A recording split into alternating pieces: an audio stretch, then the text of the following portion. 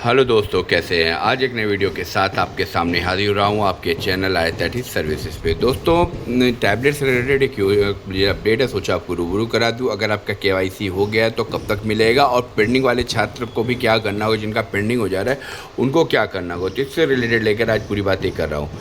अब सबसे पहली चीज़ कि आपको अपना जो है स्मार्टफोन लेने के लिए आपको जो है आ जाना है गूगल क्रोम के ब्राउज़र में। जैसे ही आप गूगल क्रोम के ब्राउज़र में आते हैं, यहाँ आने के बाद आपको डीजी शक्ति, ठीक है, DIGI डीजी शक्ति जैसे ही आप जो है यहाँ पर जाकर आपको लेना है। अब डीजी शक्ति को गूगल ना समझ में आए तो आप गूगल के अंदर आ जाइए, ठीक है। मैं पूरी चीज़ आपको दिखा देता हूँ जिसके ज़रिए, और कब तक होगा क्या होगा तो मैं उसको भी आपको बताऊँगा, उसका क्या टाइमिंग होता है। तो आपको डीजी शक्ति पर आ जाना है, ठीक है। डीजी शक्ति आ गया। डीजी शक्ति पर जैसे ही आप क्लिक करते हैं ये आ गया। यहाँ आने के बाद डीजी शक्ति गवर्नमेंट ऑफ उत्तर प्रदेश पर आप क्लिक करिए। जैसे ही आप इस पर क्लिक करते हैं आपके सामने आ जाएगा। यहाँ से आपको केवाईसी कर लेना है। केवाईसी जो है आसानी के साथ आपकी, अगर आपकी केवाईसी नहीं हुई है तो यहाँ जाकर आप केवाईसी को कर लीजिए। बोर्ड कौन सा है, ये सारी चीज़ें आपको यहाँ पर मालूम हो जाएंगी, ठीक है। तो ये तो एक केवाईसी का तरीका था जो आपके स्मार्टफोन। लेकिन रही बात जो मैंने आपको अपने थंबनेल में बताया है कि केवाईसी हो गया तो कब तक मिलेगा और पेंडिंग वाले छात्रों को क्या करना है, क्यों वो परेशान ना हो, तो उससे रिलेटेड मैं बात करूंगा। दोस्तों, यहाँ पर अगर आपको अपनी स्कॉलरशिप फिल करवानी हो या स्कॉलरशिप भरवाना चाहते हैं तो आप जो है घर बैठे भी स्कॉलरशिप भरवा सकते हैं। दिए गए नंबर पर कॉन्टैक्ट कर लीजिए और आपकी स्कॉलरशिप कंप्लीटेड कर दी जाएगी, ठीक है। उसके जो चार्जेस रहने वाले, फ्रेश या रिन्यूअल दोनों के चार्जेस 60 रुपीज़ हैं। तो आप जो है फटाफट कॉन्टैक्ट करके अपनी स्कॉलरशिप को डन करा लें।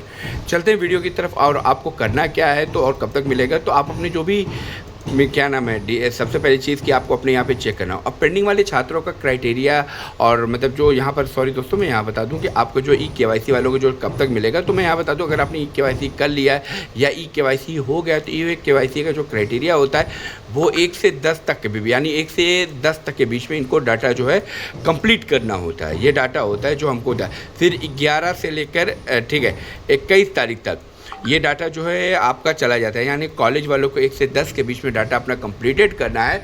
ये आपको डाटा सारी चीज़ें कंप्लीट करेंगे। कंप्लीट करने के बाद 11 से 21 का जो डाटा है इसको जो है आपके क्या नाम है वहाँ से कंप्लीटेड होना है। जब ये डाटा आपको भेजते हैं यूनिवर्सिटी से, फिर वो बाकी चीज़ें वहाँ चली जाती है। फिर यानी 22 तारीख से जो है इसका प्रोसीजर जो है ये शुरू होता है।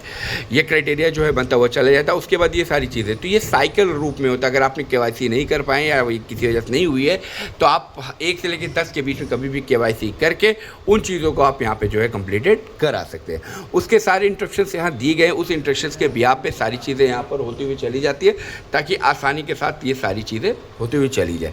अब जिनका केवाईसी पेंडिंग हो गया, तो पेंडिंग के कई रीज़न है, पेंडिंग क्यों हो रहा है, क्या हो रहा है, तो यहाँ पर कई चीज़ों को आपको ध्यान दें। क्योंकि जो केवाईसी हो रही दोस्तों, पहले केवाईसी आप समझ लीजिए केवाईसी होती क्या है, ठीक है। नो योर कस्टमर, यानी जो आपके कस्टमर के थ्रू जो होता है। अब इसमें आपको आपका आधार का डाटा जो है वो मैच होता है, ठीक है।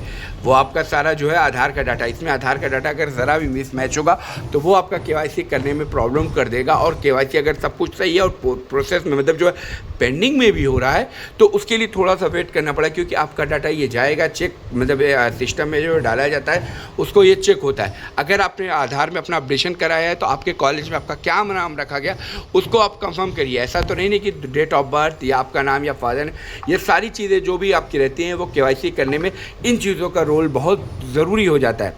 अब केवाईसी करने में आपको कुछ चीज़ों का ध्यान रखना है। जैसे सबसे पहली चीज़ आपका क्या नाम है, आधार नंबर, आधार आपका में जो है क्या नाम है उसको ध्यान देना है। मोबाइल नंबर कौन सा लगा है, मोबाइल नंबर ऑन होना चाहिए, क्योंकि उस पर OTP जाती है।